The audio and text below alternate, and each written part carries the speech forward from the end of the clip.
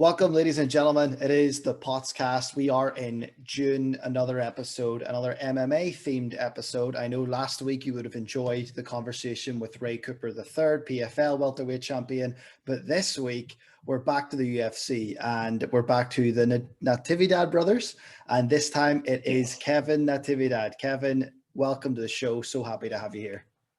Thanks for having me, man. Shoot. Yeah, thanks for having me. No worries. Really glad to have you here. Had a great conversation with your brother, Kamwela, someone that we both know well, coming off the back of a great win for him in LFA. And now it's time to talk a little bit about your career. So I want to get right into it. And before we kind of get going to where you are now, I want to go backwards. I want to know how you discovered MMA and when you fell in love with the sport. And then we'll progress into when you decided to go pro, because you had a phenomenal amateur career that we'll talk about as well. So over to you. Tell me about growing up, fall in love with the sport. Go for it. The floor is yours. All right. So for me, there were actually a lot of things. My first love as far as combat sports goes is boxing. I grew up watching a lot of boxing. My dad introduced me to Manny Pacquiao, and I'm Filipino as well, so we watched almost all of his fight, or pretty much all of his fights, from his first fight with Eric Morales and so on. We've and because of him, I've always wanted to do it. And I mean, even just growing up, I've always been like a martial arts fan. I go back and see like old pictures of myself in like this karate stance like this, and I just knew I always wanted to do it somehow, competitive or not. Like I just wanted to have some type of martial arts in my life. And then with that being said, I always thought I knew how to fight, so I got into a lot of fights. And I always thought, shoot, the best way to get better is to just get into a bunch of fights. And it didn't work out that way a lot because I got beat up a lot growing up. And a bunch of it too came from me just not wanting to be bullied anymore, because I did get bullied. As far as like Filipinos and Hawaiians, I'm probably one of the smallest you'll ever see. I put in the second smallest, or there's a smallest division in the UFC, and then there's like another one above it. Like I fight at 135, so I'm not very big at all. But from there, stopped being bullied, and then I finally found Brazilian Jiu-Jitsu. I had no like boxing training or anything either, by the way. I had a bunch of people tell me that I shouldn't do it, and I ended up discovering Jiu-Jitsu and submitting a bunch of people in high school. And then my old jiu-jitsu coach, he's a black belt from Novo União. He found me, and the rest is history. We took whatever fights they gave us as an amateur. Even to this day, I've never said no to anybody. Like, and back home, like, I had motivation, and I had a lot of motivation, and just a lot of hype going on with me, just enjoying the fact that I'm fighting like the toughest guys in Hawaii. And everybody that I fought was like a state champ wrestler or some type of striker in a way. And I was like, I'm going to beat them at their own game, use my wrestling, even though I never wrestled, and use my wrestling to set up my strikes and this and that. And then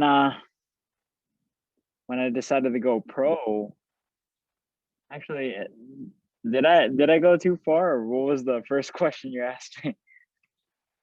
No, you're totally good. I was just asking what made you fall in love with the sport, and obviously the bullying aspect. And you were fighting, and then obviously it progressed into you began to love training, and you found jiu-jitsu, and it became a thing. You see, the fact that you were bullied, did that push you into martial arts? I know you were fighting anyway, but did that wanting to fight push you into, okay, now I kind of want to learn how to do it properly? It was a lot of that, and also just like me growing up watching anime and seeing how cool it was. Like all of the, not just Dragon Ball Z, but I was a big fan of Naruto growing up too as well. But I just wanted to learn how to fight, and it was awesome. And the fact that I was getting bullied, and the fact that I hate seeing people who couldn't defend themselves when they are bullied. So that's another big motivator for me right now too, is like trying to help teach people as well. Um, yeah, all of that, all of that. The Manny Pacquiao is an interesting thing for me because obviously my wife's Filipino, and Nice. every time Manny fights, like her family, it's a party. You know, there's 30, 40 Yes. people at the house. There's a barbecue. There's everything to watch Manny Pacquiao fight. And Yes. Yes. there was those moments, and I'm originally from Belfast in Northern Ireland, and there was those moments when Connor and Manny were kind of making sounds like they would fight, and I was getting grilled from the in-laws, like, which side are you going to be on? And it's like crazy. But it's funny that you mentioned Manny Pacquiao. It was around 2010 when he was sort of at his peak and just Hmm. killing everybody, is when I really kind of got into following, I would say following boxing, but loosely following boxing. I'll watch like the main events and the big fights and stuff like that. But such an Hmm. inspirational character. Yes. He's uh he's a guy that I would like to, I mean, if I was to emulate myself, but like the MMA version, I would be like him, you know? Like he's a big thing. He's a big reason why I actually got into fighting. And I mean, and I know I don't just, that's not just for me. I just know that's for a lot of people in general, especially Filipinos. Like, man, when Filipinos know somebody that's famous, they go crazy about them. And I mean, especially a guy like Pacquiao, who literally fought anybody and everyone that he could just to test himself. I mean, besides him, I think there's like Amanda Serrano now, but I think he's still the only A division world champion, at least for the men's. Like I know Amanda Serrano is she's the A division world champion for the women's, but still, like that's huge. Yeah, it really is. And that culture, as you mentioned, the Filipino culture, they love their own and they back their own. And it's brilliant to see because, you Yes. know, when I go to the in-laws and I sort of stand out a little bit because I'm the only Irish guy there, everyone's just like, you're Filipino for tonight. And then I've got a hat on and Exactly. it's crazy. And he's never forgotten his roots. And what I like about Manny as well is even when he's at the end of a wrong decision and it's happened, from a judge's call, there's been some very bad decisions, in my opinion, in his career. And you know what? He Mhm. just takes it and he gets on with it and Yeah, says, you know what? It is what it is. I can't change it. exactly. Great fight. And I love that. I love that attitude. You know, you could end up walking Hmm. away and screaming about judges or whatever, but he just kind of gets on with it. And I really, really Hmm. respect that. But going back to you, because you fought a lot in Hawaii and Hmm. you had a really extensive amateur career and eventually you moved to Arizona. So tell me about Hmm. moving to Arizona and what brought that change about and why the decision to move. So the reason why we moved to Arizona was actually because of my brother. Well, I take that. That's also half true. I was already planning on moving to the mainland from Hawaii. I fighting in Hawaii and everything. Like first of all, I had no striking uh back home in Hawaii. All I did was jujitsu, and I wrestled because my coach was he believed you can't do jujitsu unless you can take the guy down. So there was also that, and I just needed more. So I started training at another gym in Hawaii called HMC, uh, which came from AMC. Uh, the coach there, his name is Haru Shimanishi. And the other coach who I trained with, his name is, we just call him Chinaman, but his name is David Young. And he, I started training with them for striking while I had jujitsu and wrestling where I was already at. And I had one fight with both gyms, and even from them, like no exposure, no nothing, and I felt like I just needed more. And then my brother, like I was saying, he had texted me when I was thinking about it, and he was like, hey, I'm gonna start going to ASU and start wrestling for them. Yeah, I'm gonna start wrestling at ASU. Would you mind being my roommate? And I was like, oh, of course. Like, kill two birds with one stone. I wanted to move to the mainland, and yeah, I can be a roommate for my brother. Like, it'll be great.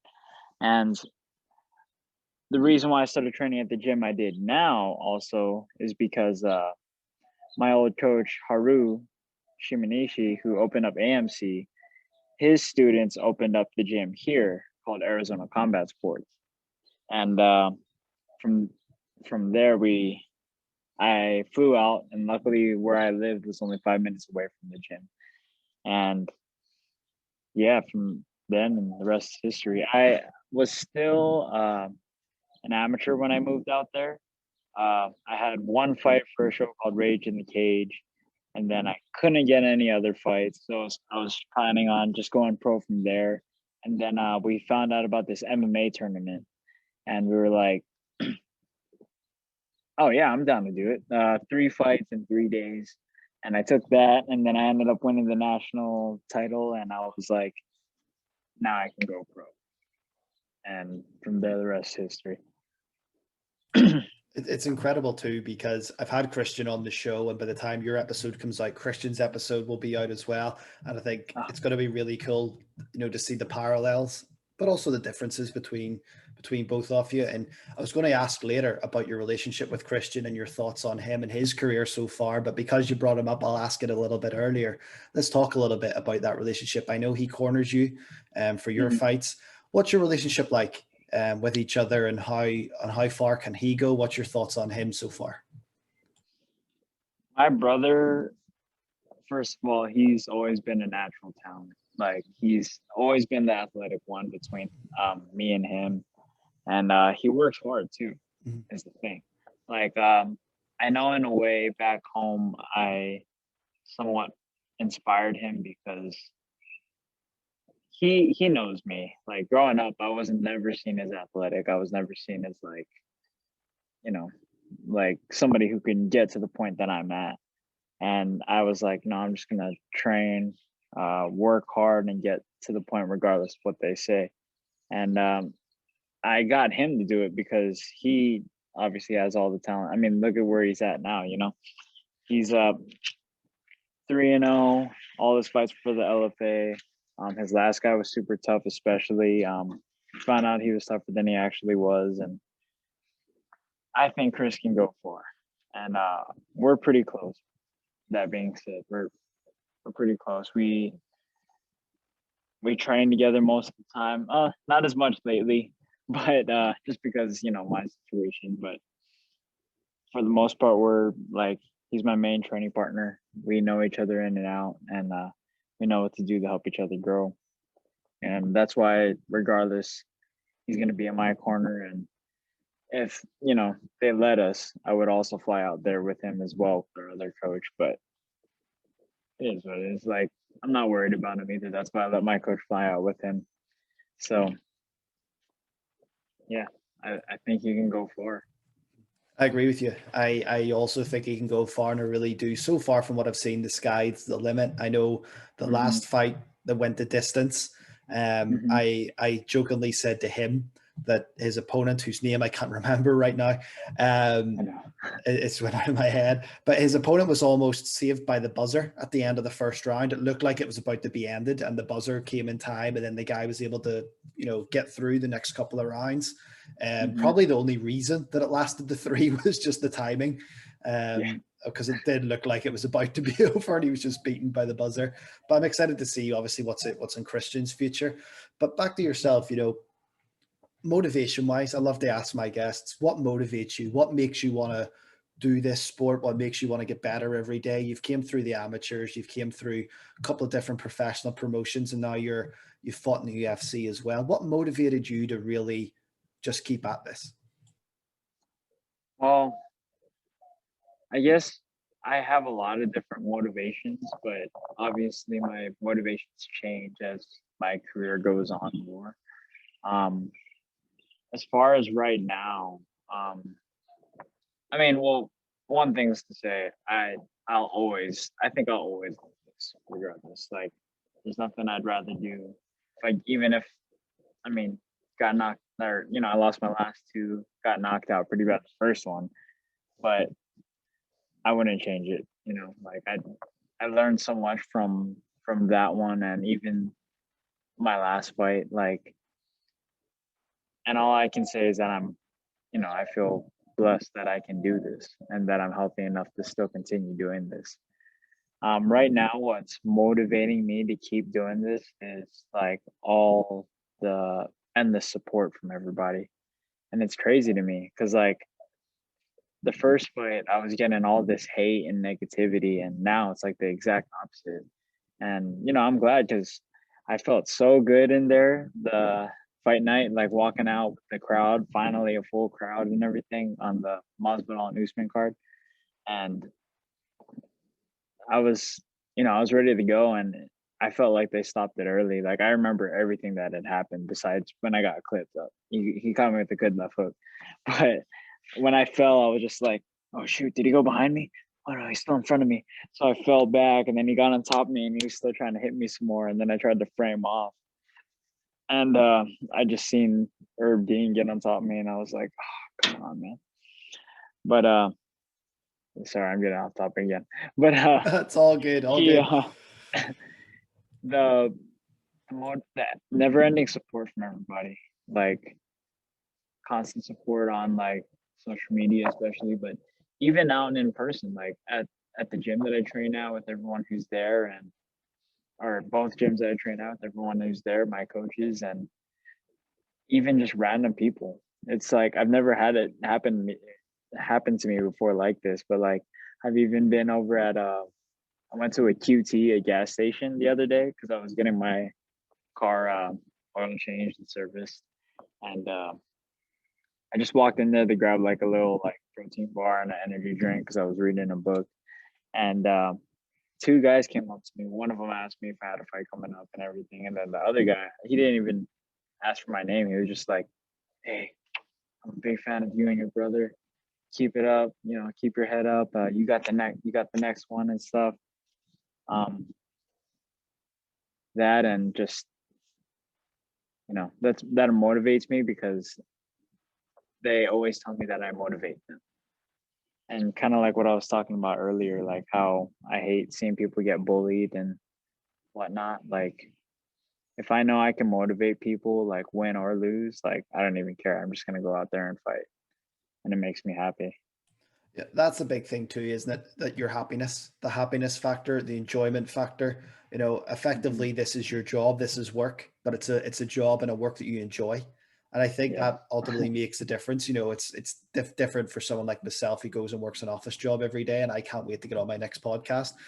But for yourself, you're going to something that you are passionate about, that you enjoy, that brings happiness to other people, that you feel the love and support of the people watching you. And one of the things about MMA as well, and you mentioned your last fight, and it hasn't went your way so far in the UFC, but it is the most, in my opinion, the craziest sport in the world, because you Mm-hmm. could be up against an unranked guy, you could be up against number one. Anything Mm-hmm. can happen in that cage because everyone in there is immensely elite level talented. And I Yes. think that's something that I think a lot of people, maybe armchair fans like myself, and didn't realize for a long time. We go, oh, he's easy, or he's not very good, or he's this, he's that, or she's this, she's that. But ultimately, every single person walking in that cage is an elite fighting machine in some way Yes. or other. And anything can happen when you walk in that cage. And next time when you go back in that cage, I'm sure it'll be another crazy night at the office for you. After your last fight, it obviously didn't go your way, but what can we expect to see next time you're in the cage? The next time, I mean, as long as I feel the way that I did that last time before I got clipped, like that was the best I ever felt physically and mentally. Like I don't know if like I've been working with a psychologist lately, and I've been reading a lot of books. So like after my first fight, my UFC debut, I realized there was like a decent mental block going on for me. Like I felt like I didn't deserve to be there, even though I got signed. Yeah. And it was rough for me because it was like and then the way how the fight ended and went out, like it was a big cut in my like self-esteem and who I was as a fighter. And like training for this next one, and the way how the training camp went and everything, a lot different, a lot better. And I just wish I had more time, you know. I just wish, because I was still conscious, I wish he didn't stop it. But as far as from the next fight, because I did learn a lot from that as well. I need to be a lot more patient, you know. I came in aggressive, and I know I came in aggressive. And we actually had a solid game plan, like, and I was ready to execute it, and I got clipped a little too early because I got overzealous with the right hand, which happens, you know, because I almost landed the first time or the first two times, and I was like, oh, I can get him this next one. And then I go into what we were gonna do. I need to be more diligent about that. I need to be more patient, like I said. And honestly, the next time you see me in there, I'm always going for the finish, no matter what. But a much more calculated and patient approach. Like, I need a lot of things I got to work on. A lot of adjustments are going to be made, and yeah, I just can't wait to show you guys. It's everything. I mean, everything happens for a reason, and like I said, I learned a lot, and I can't wait to show you guys. It's going to come up with it. Yeah, I mean, I can't wait as well to see you back in there, because I don't feel that we've seen a fair reflection of you yet in the UFC. I think we're still waiting to see that, you know, judging from what I've seen in LFA. And I want to talk a little bit about LFA as a company. You know, I'm just waiting to see that type of performance in there, and I'm certain it will come.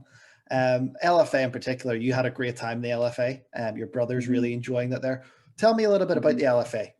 What's it like? What are the people like there? What are your fondest sort of memories of that experience? The LFA is a great promotion organization. They treat matchmaking and promotion, or like promoting the fights and whatnot. Like, I really appreciate what they do, especially getting guys signed to the UFC.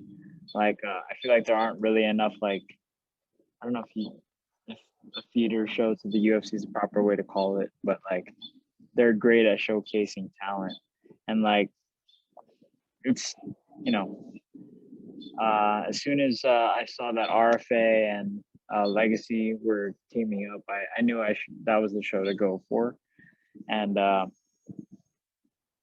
you know, to make my stamp and whatnot. But yeah, they matched me up with a bunch of guys, and I said yes to all of them. And my manager and my coach, like, kind of like went through different guys to you know, for me to fight. And honestly, I wish I fought some like crazy Russians here and there, or like, you know, like I wanted to test myself, but they, you know, it got to a point where they didn't want me hurt as well before, like, oh, we'll take these tough fights in the UFC.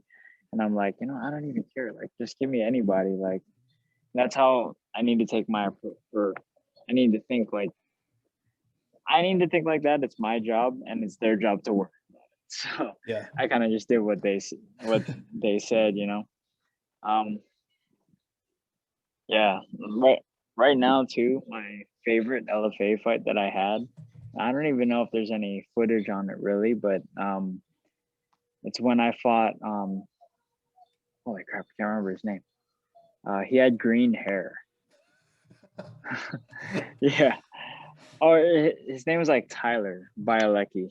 Yes, it Or was. Bielecki or Yeah. something. I think Yes. that was a couple of years ago. I think that was maybe 2018, I think. Something like that. Yeah. 2018, 2018, Yeah. I think it was. Reason why it was my favorite fight was because, like, I think I was on the undercard on that card as well. But I remember them being like, okay, fighters be here at 2 o'clock. The fights start at 5. And I was like, be here at 2 o'clock. They're just gonna make us wait. So I was like, I'll be there at 4 o'clock. And I got there at 4, and they were like, you missed the rules meeting, this. I was like, maybe I should have been there. And then they're like, okay, be ready at 4:30 because you're gonna walk and do this. And I didn't realize that they were talking about, like, when they said fights start at 5, they were talking about the main card. So I only had like 30 minutes to warm up and wrap my hands, and I did that. And then no pressure or nothing. Like, I kind of just like, oh well, I gotta wrap my hands. Okay, we warmed up, and then I walked out there, and I threw a couple punches. I threw a high kick here or there, a spinning elbow, and I knocked him out in the first round. And then I left and I went home by like 6 o'clock. Like I didn't even stay for the rest of the fight. So I was like, this is, yeah, that was my favorite fight for the LFA because of the way how everything went out. But yeah, it's a great show, great promotion, and I have a lot of great memories from it. I'm laughing at that story because you're wearing a t-shirt and I've heard it from a friend of mine that's from Bermuda. Oh shoot. And he talks about it all the time. He talks about island time. He says, Yes. I'm on island time. That's a thing. That is a real thing. It is a real thing. It's 100% a real thing. Island time, Filipino time. Filipino time's even worse. Don't even put me on that. Oh, yeah, enough. The party's going to start at 4, so everybody be there. Okay, I'll be there at 7. That was actually whenever I was just dealing with the wife before marriage and stuff like that. They used to invite us over for dinner. So I would they always done these like big meals and they were amazing. And so I was like, I'll not eat too much. They want me over at 6 and then I'd be there at like 5:45, just a little bit before 6 o'clock, something like that. Food was like 8 o'clock. Yes. And you're just starving the whole time. What are you doing here so early? Oh, the party starts at 6. No, we start getting everything ready at 6. That's pretty much what they mean. Yeah, I find that out the hard way of just sitting starving for a couple of hours waiting on the food. What's funny is that people here, one of my sponsors, Blacksmith, his name is Petro, but he said he's gonna start telling me because I play around and spar with them on Saturdays. Yeah. Here and there. He's another really great guy. But he was like, Kevin, I'm going to start telling you that we're going to start sparring at 9. That way you can be here at the same time as I do when I get here at 10:30. And I'm just like, oh, yeah. I mean, that'd probably be a good idea. Honestly, you probably should say that. Be here at 9. Well, it'll certainly help out, especially the island time. It's hard to break that habit too, isn't it? You've just been so used to it. It really is. It's always like, oh, be here at 10. I'm like, okay. And I get everything ready. I'm rushing and I'm like, okay, it's 10. I'm leaving by 10. And that's usually how it goes. Tell me a little. Why. It's just a thing, isn't it? It is. It's just a real thing. I want to know about some other Hawaiian fighters. I've spoken to several, and I know Max Holloway, unbelievable fighter and stuff like that. There's an unbelievable showcase of talent coming from Hawaii to the mixed martial arts world right now. Why is that? Or has it always been there and it's now just being acknowledged, I suppose?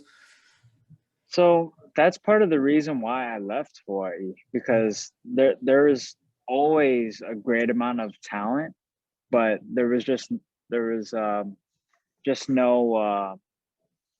exposure to it. So that's why I left, so I can find some exposure. But I mean, I guess now, especially since a bunch of other Hawaiians got the same idea, they there's a lot of attention going back to Hawaii, and I believe that's why. Like, there's always been talent. I mean, MMA dates back even before the UFC, or in Hawaii. Like, there are shows like Super Brawl, yeah, and like old kickboxing shows, and we just all love it back there, and it's finally great to see it like coming around, and there's always been great talent coming from Hawaii. Yeah, absolutely agree. I mean, you talked about, Super Brawl and stuff like that. When I was talking to Kai Kamaka, he mentioned like his uncle's fighting on that when he was a kid, and that's what inspired him to get into fighting. And Ray Cooper was said his father was fighting in Hawaii. It's an incredible place for quality fighters and the heritage and the family. And I believe I hope I say this right, the Ohana, is that how it's pronounced? Yes. Yes. Good. I'm happy about that. That the family ties, the blood runs deep traditionally with fighting in the MMA world and mixed martial arts with the Hawaiian fighters. And it's brilliant to see now the amount of talent, the showcase of talent that's on. It's pretty much a parade of talent from Hawaii across a multitude of MMA promotions and programs. It's incredible to see and great to see, and long may it continue. One thing I want to ask you about is aspirations and inspirations. So where do you want to go in the future? And is there any particular fighters, is there any particular people who you look up to and who inspire you? Well, in the future, fighting, like especially in fighting, like I just want to see how far I can go. And you know, I know, like I said earlier, I've inspired a lot of people to just the point where I got, you know, but I want to, and I don't want to say it like too early, too soon, but like, you know, aspire like towards the title somewhere. Like I just want to, and the belt's not even a significant thing to me. Like I just want to be able to fight at the highest level, you know. And the belt just so happens to be where everybody says is the highest level of fighting, you know. And with that, I mean, kind of like what you said earlier, sky's the limit, you know. Like I just want to see how far I can go. And as far as like people who inspire me, like obviously Manny Pacquiao, he's always inspired me. My old jiu-jitsu coach back home, my old mentor, his name is Paul Ano. He's always inspired me to just, he inspired me with this, and he's shown me this hard work ethic, and he kind of helped me like understand what it takes to just fight, you know, and be in this competition with everybody else who's trying to be the best, you know. And Max Holloway is actually another big inspiration for me because he's kind of like, I don't want to say he's similar to how I grew up, but I can relate to him a lot, you know. He's another big inspiration to me. And the fact that I doubt that he remembers that me and him trained a long time ago when I was in the 10th grade. Like it was a long time ago. I just remember him in this gym in Pro City Industrial. He had like a white tall tee looking shirt, and he had blonde hair. He looked like Eminem, but like the Hawaiian Eminem, like Slim Shady. But I grappled with him that day, and I don't think he remembers that. And nothing happened. Like I didn't even train yet. In fact, if I look at it, like, and nothing really even happened. It was not an exciting role, but I remember him a lot because he was so like enthusiastic. Yeah, and you know, last but not least, my fiance inspires me a lot. Just because she's always like hyping me up. Yeah. And she's always hyping me up to just always look up and do like great things and whatnot. Because she believes in me. And if she does, why don't I believe in myself? So that's the big thing, isn't it? You know, that support system and that backing of the people you're closest to and the people who love you the most, of knowing how great you can be and feeling that support. And I'm so glad that you have that with your fiance and your family and your brother and everything that encompasses that, because I think it's key to being successful as well. But moving on, just to begin to wrap things up, we have some questions submitted by people on Instagram, and I'm going to run through these, and hopefully we'll get a bit of a laugh at the same time as we go through these. The first one came in, and this one always seems to come up when I talk to fighters, is your favorite food or your favorite cheat meal. Favorite food and cheat meal. It's so hard to say because there's not a lot of food I don't like. Your brother said the same. Yeah, I know. As of lately, right now, my favorite cheat meal are potato chips. Not gonna lie, like the Tostitos with like the queso, like the dip. Yeah, that's my favorite. Or guac. I don't know. Normally it's like cake or something like that, but yeah, right now it's potato chips. Potato chips. Oh, you can't beat it.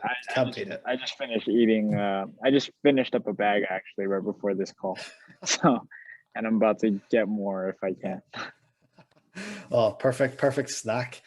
Stephen Jones has asked, what goes through your mind during the ring walk? The ring walk. there's a lot of things that go on through my mind, but I can tell you what went through my mind this last fight. And honestly, it was actually, it was great to see a crowd, first of all. Like, I literally had one guy at the top of the bleachers. He was just like, "I love you, yeah," and he was like yelling at me, and he was like, "Yeah, let's do it." And I was like, "Yeah, I don't know you. Thank you." It's literally, and then well, when I walked out though, what was going through my mind, I was telling myself, bring yourself present here. Don't worry about what's gonna happen there in the cage, because that'll happen when it happens. Like, I just was feeling the walk, listening to the music, hearing the crowd, and you know, seeing the camera in front of my face, walking slowly up and putting my hands up in the air, like feeling the energy.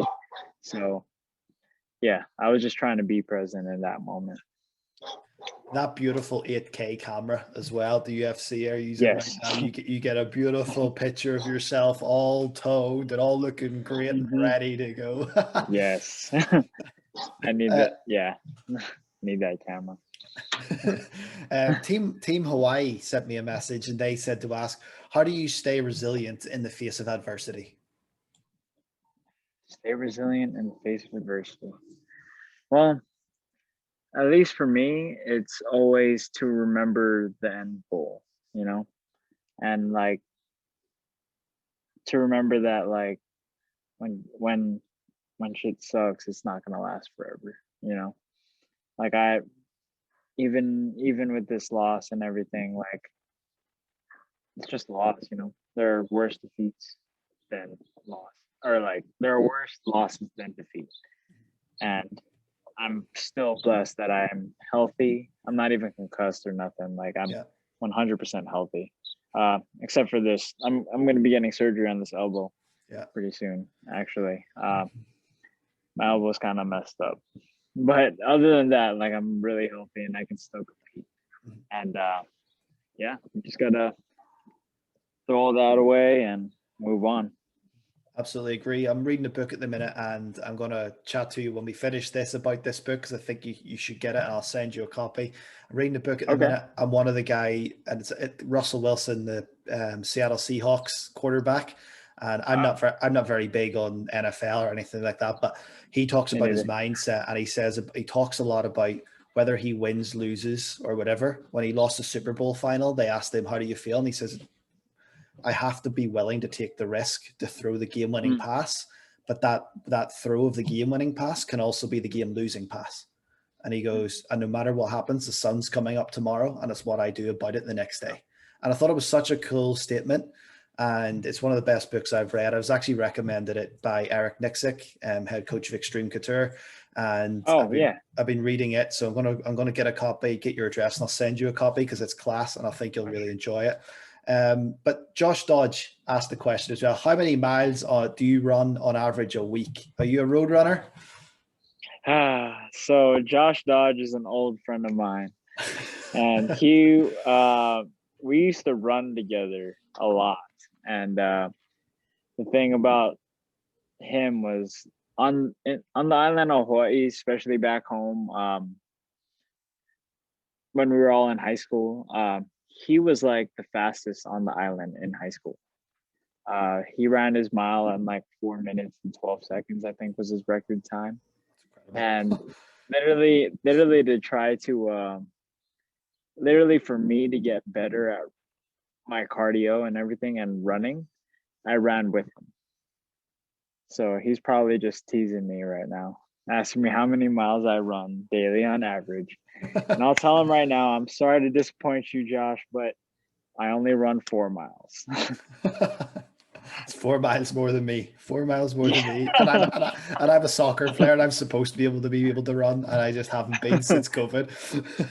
Well, it's all right. Running sucks. He used to tell me about how he used to do these 100-mile weeks where he had to run 100 miles in a week, and he'd spread it out throughout the days. Like, one day he'll run like 20, 30, or 40, and the other day he'll run 10 or something like that. Like, it's absolutely ridiculous. So Yeah. That's some David Goggins stuff right there.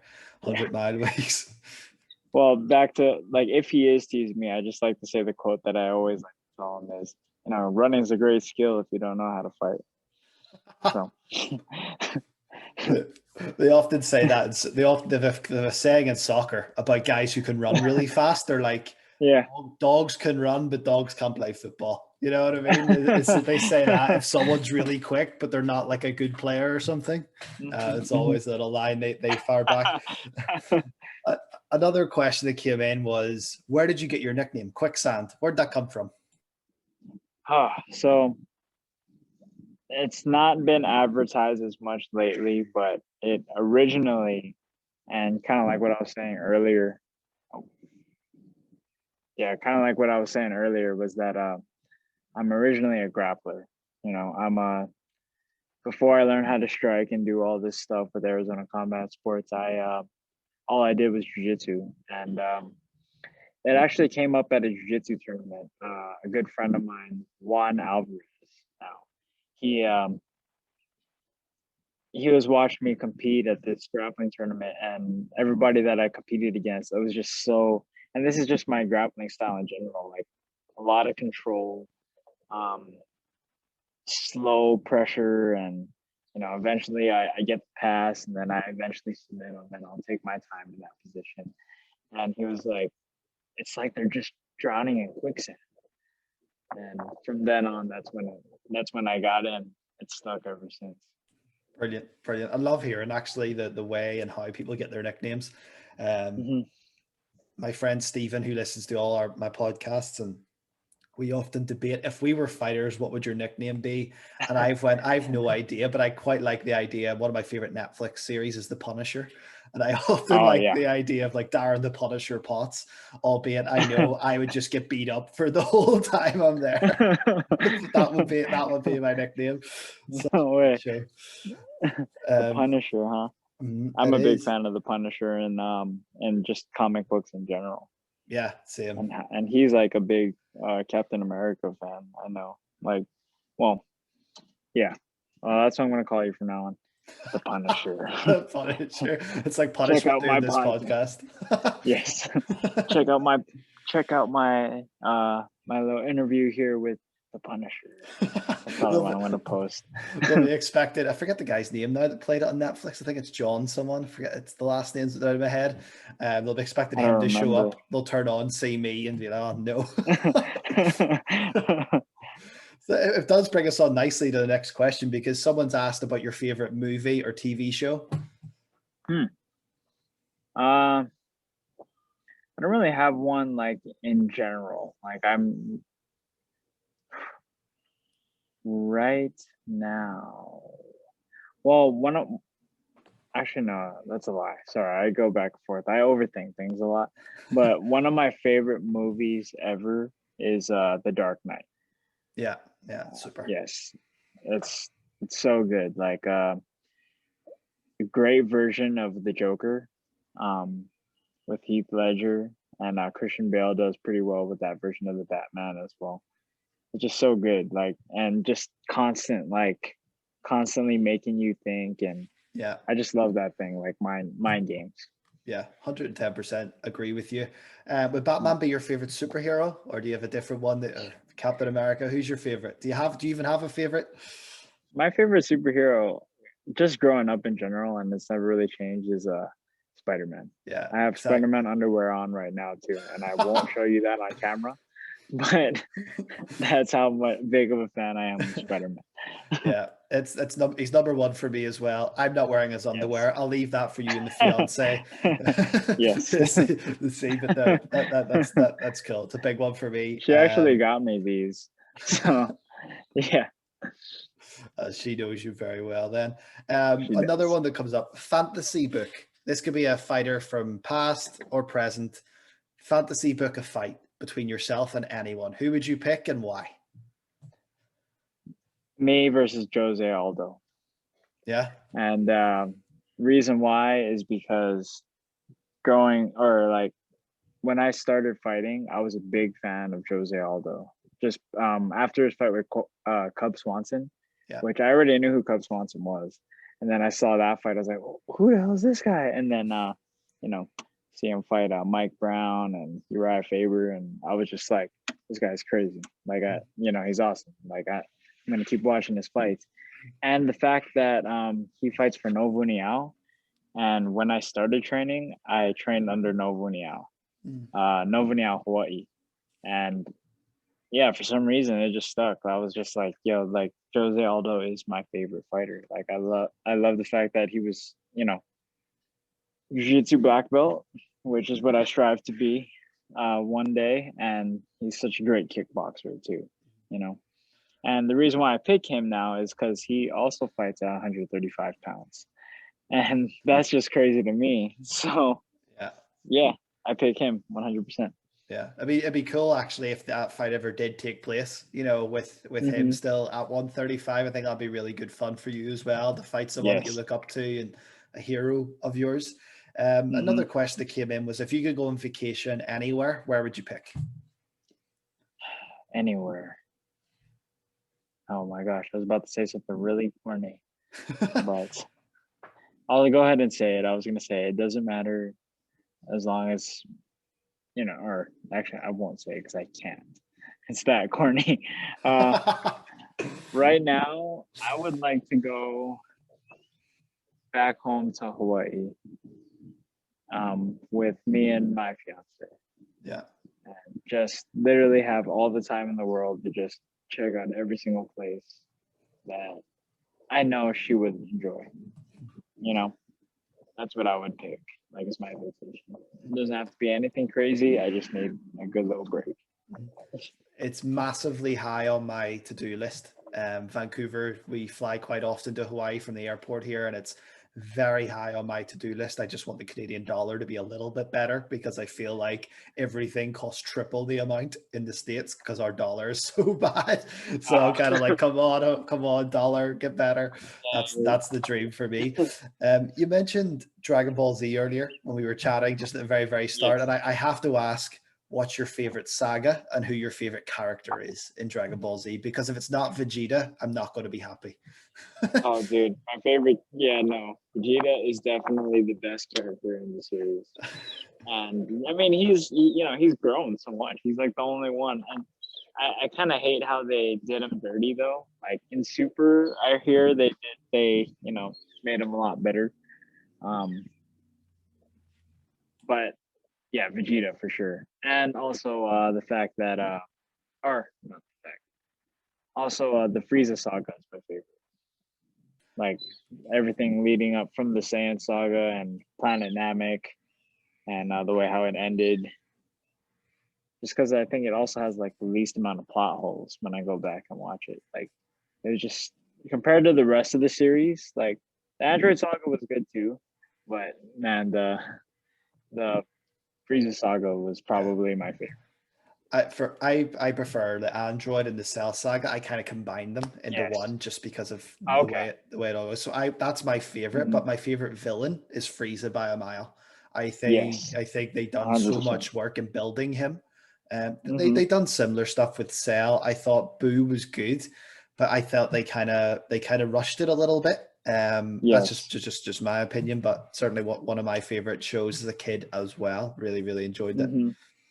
Yes, I mean, I agree. It's hard for me to pick between the Android saga and the Frieza saga, but when I go back and everything and just watch all the iconic stuff that I missed about Dragon Ball Z, it was always the Frieza saga. Like the first Super Saiyan transformation, I always go, every now and then I go back just to watch the first Super Saiyan transformation after Krillin died, and he was just like, and then the way how the hair looked after too, I was like, oh, yo, this is iconic.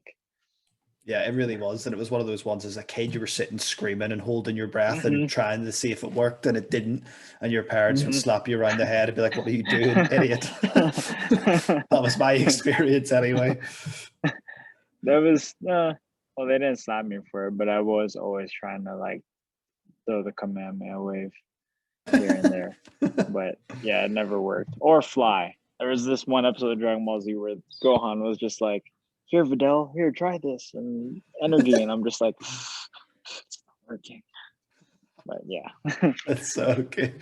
So good. Well, this has been a brilliant conversation, and I'm really glad we were able to do this. It's been a lot of fun, and I'm excited to get this out in June, and I know our listeners are going to really enjoy it. This was Kevin Quicksand, Natividad. It was absolutely a pleasure to have you on the show today. Thank you so much for your time. I hope you've enjoyed it. I hope I haven't kept you too long, and really looking forward to seeing you back in the octagon, and whenever you get your elbow surgery and whatnot, I hope it all goes well for you. Thank you, man. Thank you. And again, thanks for having me. It was fun.